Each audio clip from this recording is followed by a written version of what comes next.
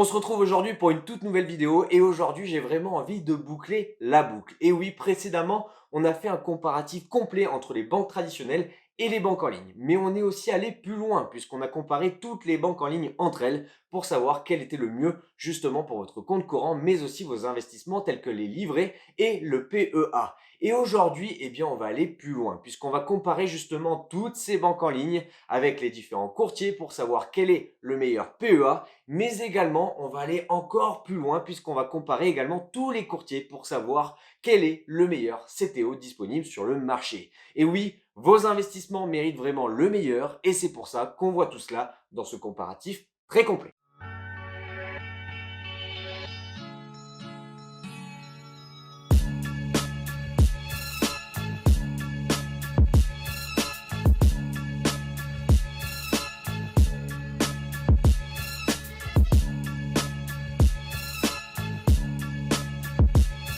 L'offre des courtiers pour des produits bancaires tels que le PEA et le CTO ne cesse de s'étoffer depuis l'arrivée d'Internet. Vous avez maintenant à disposition un large choix comme par exemple Bourse Direct, Saxo Bank, Easy Bourse, DeGiro, XTB, Shares, Trade Republic, eToro et IBKR.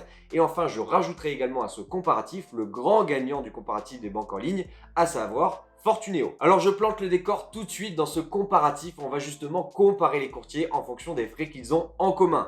Pourquoi? Eh bien forcément dans votre tête ça résonne, les intérêts composés. Et oui, j'en parle dans chacune de mes vidéos, vous en avez maintenant l'habitude. Pour ceux qui me découvrent, n'hésitez pas à cliquer sur le lien en haut de votre écran pour savoir ce dont il s'agit. Mais dans cette expérience, on va également justement ajouter l'expérience des utilisateurs.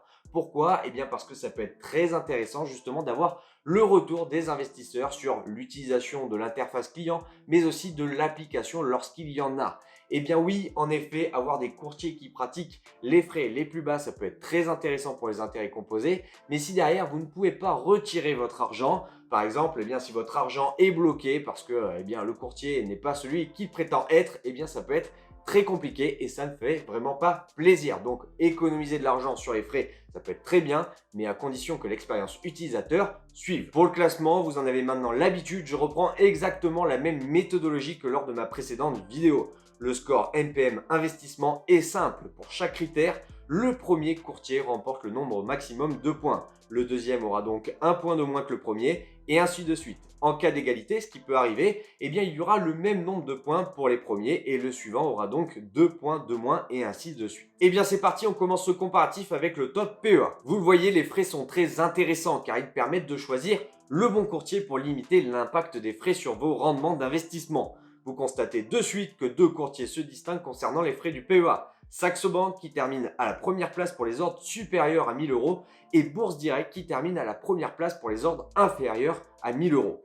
Easy Bourse, qui est une filiale de la Banque Postale, n'est pas du tout compétitive. Easy Bourse est donc totalement un red flag me concernant. Si on part maintenant sur l'expérience utilisateur, on voit qu'elle est quand même catastrophique chez Saxo Bank et discutable chez Bourse Direct, donc les résultats sont également à prendre avec des pincettes.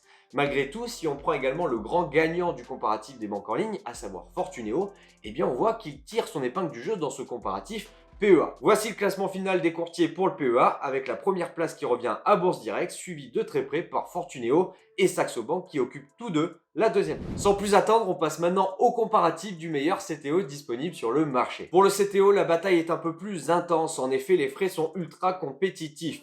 Vous constatez de suite que deux courtiers se distinguent avec des frais gratuits. XTB et eToro sont les plus compétitifs sur tous les autres courtiers.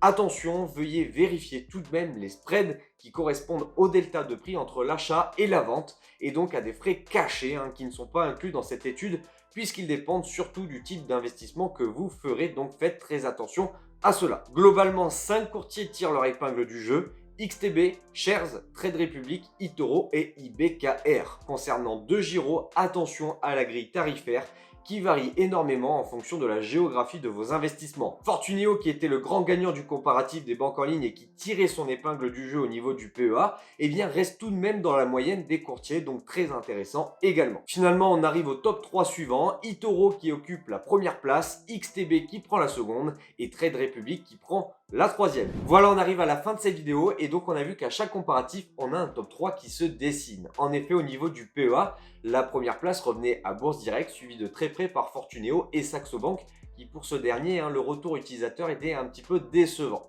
Concernant le comparatif CTO, eh bien là on avait une première place pour eToro, suivi de XTB et Trade Republic. Il n'y a pas de réponse universelle, cela dépend comme à chaque fois de votre situation personnelle, donc n'hésitez pas à reprendre vraiment les tableaux détaillés pour voir ce qui correspond le mieux à vos attentes. Également, si on prend le grand gagnant du comparatif des banques en ligne, Fortuneo, on voit qu'il est très intéressant et qui tire son épingle du jeu au niveau du PEA et qui rentre quand même dans la moyenne au niveau des CTO. Donc si vous voulez tout regrouper, ce que je ne vous conseille pas, il y a toujours cette notion de diversification à avoir en tête au cas où que Fortuneo fasse faillite. Mais bon, si vous voulez vraiment tout regrouper, Fortuneo semble quand même un bon alliage à prendre en compte. Dans tous les cas, n'hésitez pas à vous diversifier, n'hésitez pas à investir, visez toujours long terme. C'était Mathias, devenez riche, ciao ciao.